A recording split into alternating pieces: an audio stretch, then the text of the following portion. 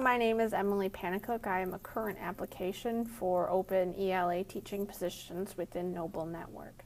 I am also a returning applicant, and one major difference I noticed between the new application process and the old one was there weren't open-ended questions on this new one.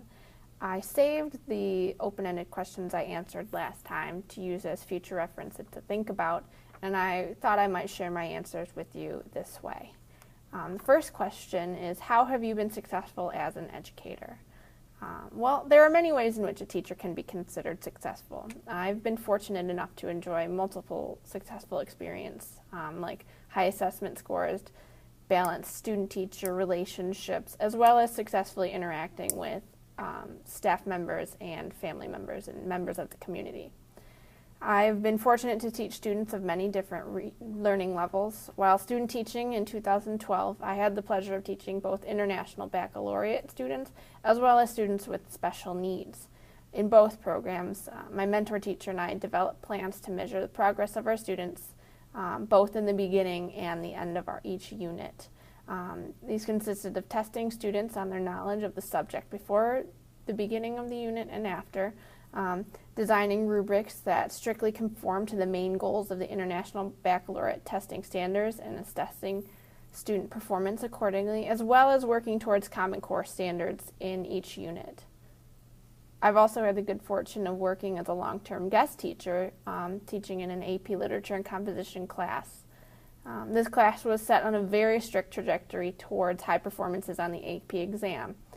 In order to be sure that students were well prepared for the exams, at the end of the year, I spent a lot of time collaborating with other AP teachers and working with them on creating a in-depth functional process that students would get the best out of. We did mock AP exams where students encountered testing experience very much like the exam conditions for the official AP exams.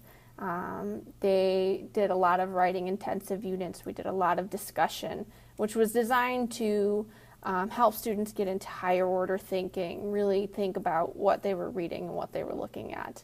We allowed students to ask questions and draw accurate conclusions about the works that were presented to them. And a really important one was keeping in contact with parents and being active in the community. It was really important to us to make sure that these students got as well-rounded of an education as we could possibly give them. And that's important to include family members who are curious about what's going on in their classroom when their students are with us.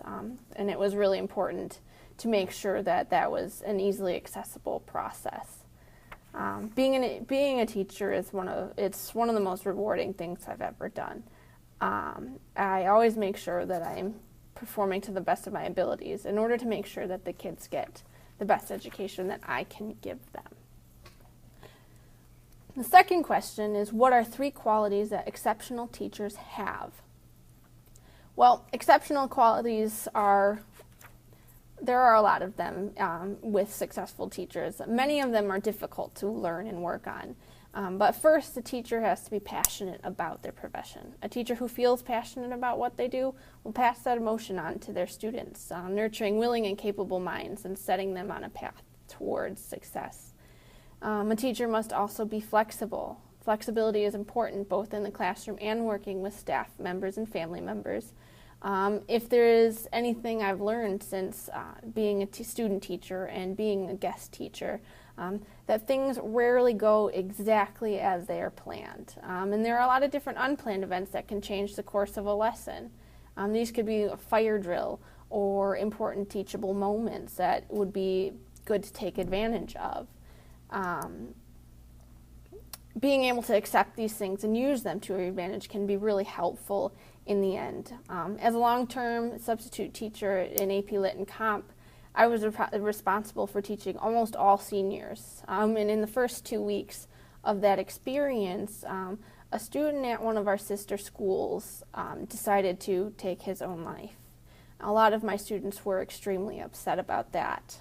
So the next day, we made the decision to turn this tragedy into a teachable moment and working with them through that difficult time. Instead of focusing on Shakespeare's play Much Ado About Nothing, I made the in-class reading assignment homework, and we spent the hour talking to each other about the events that had taken place, offering help to those who needed it.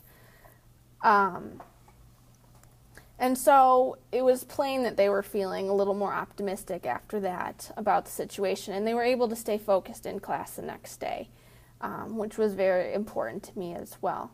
And there are times where teachers must sacrifice their plans for the greater good of the class. And that morning was one of my first experiences with doing so successfully. I was very proud of how well my students handled themselves and the situation. And while teachers must be flexible, they also must have the ability to maintain control. Working in an environment that averages 30 students to one teacher can be stressful, and honestly, a lot of times it can be a little bit chaotic. Setting boundaries and rules are a really important step in making sure that classroom operates as efficiently as it can.